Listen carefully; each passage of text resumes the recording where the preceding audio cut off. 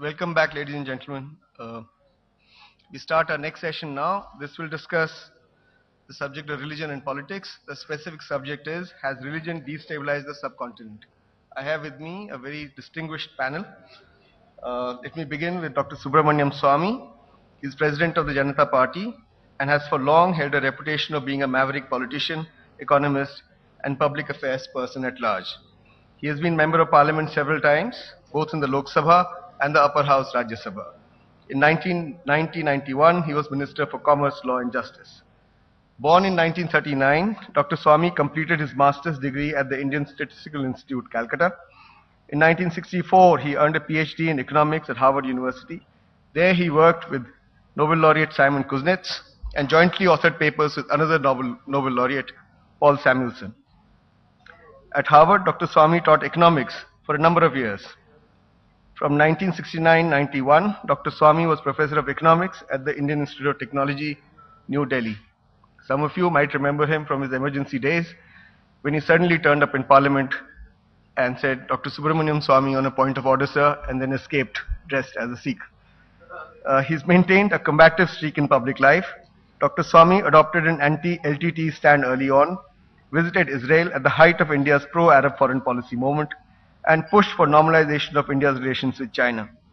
Since 2008, Dr. Swamy has persisted with his queries about the controversial allocation of 2G spectrum in telecommunications, which evolved in late 2010 into a full-blown scandal and a source of considerable embarrassment to the present government.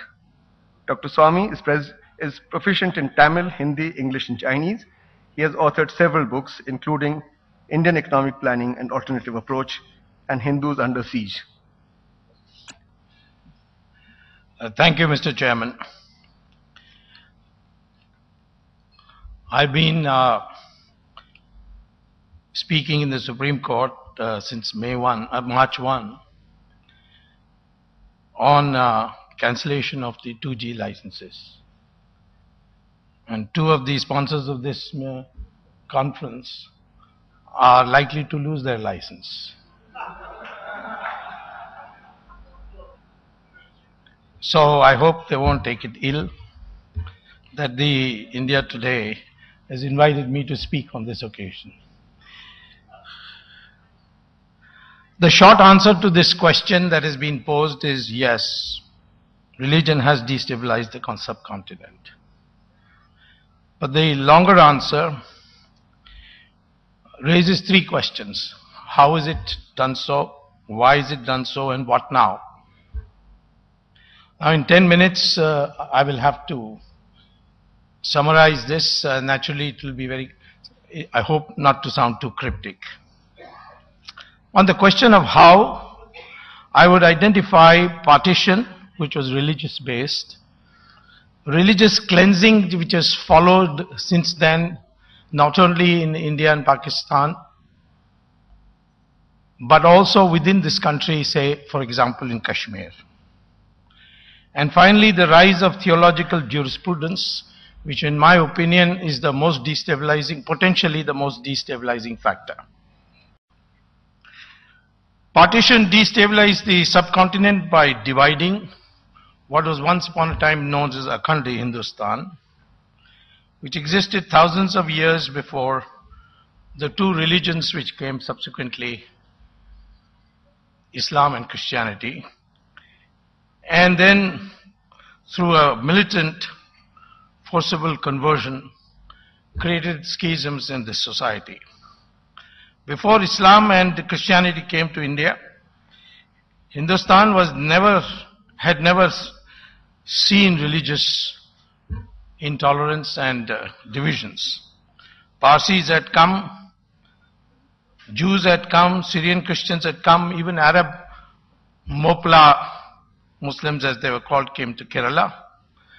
This subcontinent, which was then Akhand Hindustan, never knew of a case of books of other religions being burnt or inquisitions being held. That was the tradition. But this brutality that followed after Islam came to the subcontinent, and Christianity, through the British rule, which demeaned the native civilization and concocted Indian history to demoralize the Indian and demean his identity. Partition thus became inevitable, and then it followed religious cleansing. Bangladesh had 32% Hindus in 1947. Today it's down to 7%. Same thing in Pakistan. And therefore, this religious cleansing led to communal rioting, a ghetto mentality, and on top of it all, we found many countries outside egging on the people within this country. As you can see in Kashmir, even in Kerala, where 5 Shariat courts have come to replace dispensing justice from the high courts. That brings me to the third defining destabilization that's going on in the subcontinent. That's the rise of the theological jurisprudence.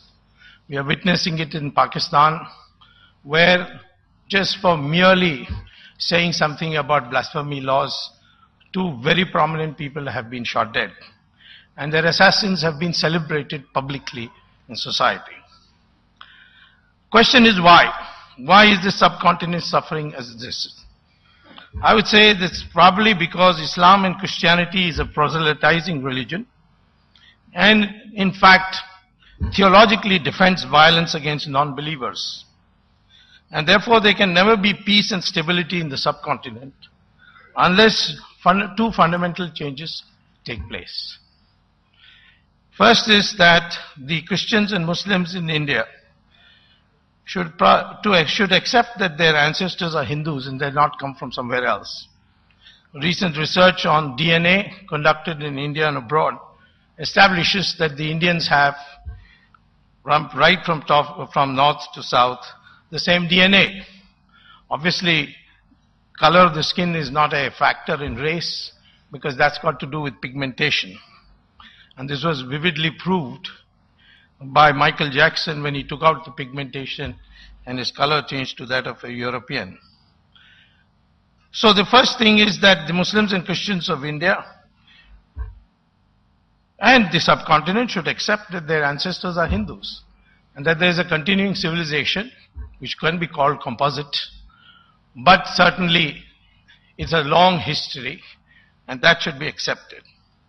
And second thing, which is more difficult theologically, that all religions have their own paths to God and they are equally to be respected. Both Islam and Christianity would find that very hard to accept. But unless that can happen, further destabilization is bound to take place in the subcontinent, and it may also end up in religious war. This is my submission. Thank you very much. Thank you, Dr. Swami.